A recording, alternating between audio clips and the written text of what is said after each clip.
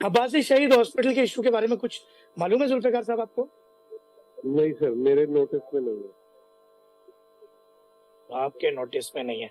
अच्छा, आपसे एक रिक्वेस्ट है, एक सवाल है मासूमाना, कि जिस तरह गुज़िश्ता दिनों मेयर साहब ने एक प्रेस कॉन्फ्रेंस की और उन्होंने कहा कि इन डॉक्टर्स को तो इसी तनख्वाह, जबकि वो हाउस ऑफिसर हैं, हाउस जॉब पर हैं अब्बासी शहीद हॉस्पिटल में, और उनसे गुज़िश्ता चंद दिनों पहले एक कमिटमेंट हुई, एक मीटिंग हुई।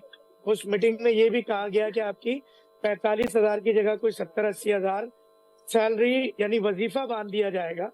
इस तरह जिना हॉस्पिटल में, सिविल में, या जितने भी सरकारी हॉस्पिटल जो वफाक या सूबे के तहत चलते हैं उसकी तरह हो जाएगा।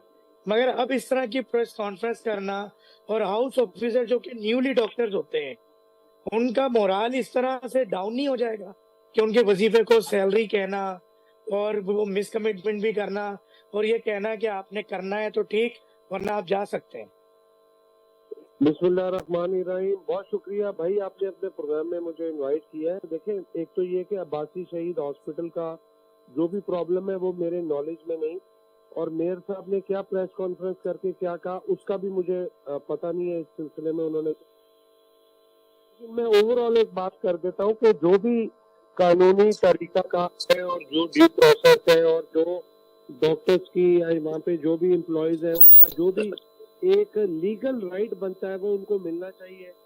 वो चाहे मेयर है या कोई भी है, उनको उसका उनका राइट देना चाहिए। और उसके अलावा कोई और प्रॉब्लम है या लोकल कोई है या कोई पॉलिसी इशू है जिसके ऊपर कोई प्रेशर डाला जा रहा है जिसका मेरे नोटिस में नहीं है, उसके बारे में मैं कोई कमेंट पास से कर नहीं सकता। लेकिन with in the given legal jurisdiction जो भी चीजें गवर्नमेंट कर सकती है तो वो उधर के पॉलिसी मेकर्स को चाहिए कि उसको देखें और उसके ऊपर इम्प्लीमेंट करें, और अगर कोई कमिटमेंट की है तो कोशिश करें कि उसको भी पूरा करें।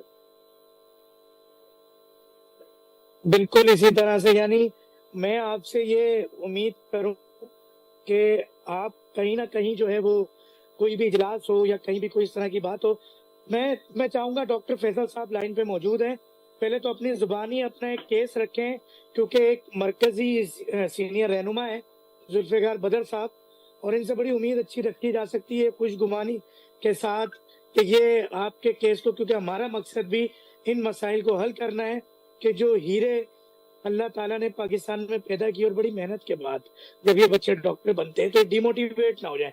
डॉक्टर फैसल साहब, जी, पहले तो बहुत बहुत शुक्रिया, इन्होंने बहुत पॉजिटिव अल्फाज इस्तेमाल किए डॉक्टर्स के लिए। मसला डॉक्टर्स का वही है कि पिछले 6 महीने से जो है अब्बासी शहीद जो बलदियाती निज़ाम के अंदर आता है, जिसमें मेयर मुर्तज़ा वहाब साहब हैं, वो सैलरी जो है हाउस ऑफिसर्स को और पोस्ट ग्रेजुएट्स को वो दी नहीं जा रही।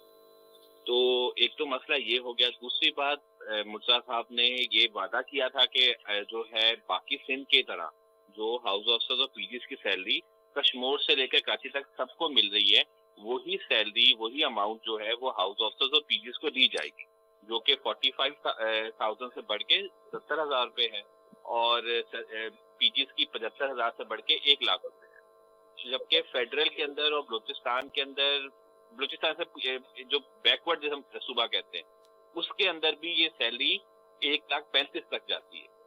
तो हम तो जो सूबे के बाकी अस्पताल हैं, जो आपके पास खैरपुर मेडिकल है, आपके पास लम्स है हैदराबाद का, जो इधर कराची में भी जिनाह है, डॉ है, हम उसके इक्वल जो है वो 1 लाख रुपए ही मांग रहे हैं पीजीज के और हाउस ऑफिसर्स के 70,000 रुपए।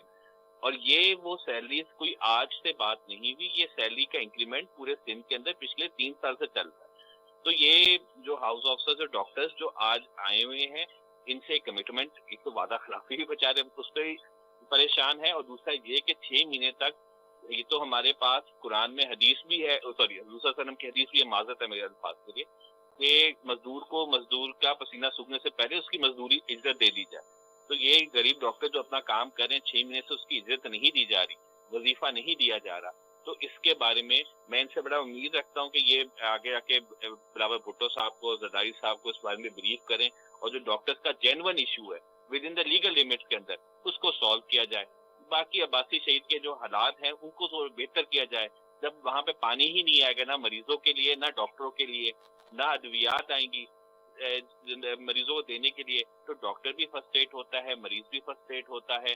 سی ٹی اسکین کی مشین ہے، اس کو پرائیویٹائز کر دیا گیا. ایم آر آئی کی مشین ہے جو آج تک چلی ہی نہیں ہے، جبکہ عباس شہید کو افتتاح کرنے والے جو تھے وہ ذوالفقار علی بھٹو صاحب تھے، ان کا ویژن تھا. تو میں ضرور امید رکھتا ہوں کہ یہ میسج جو ہے وہ آگے کنوے کریں گے، اور جو ذوالفقار علی بھٹو صاحب کا ویژن تھا اس کو آگے پازیٹیو وے میں اس کو آگے لیڈ کریں.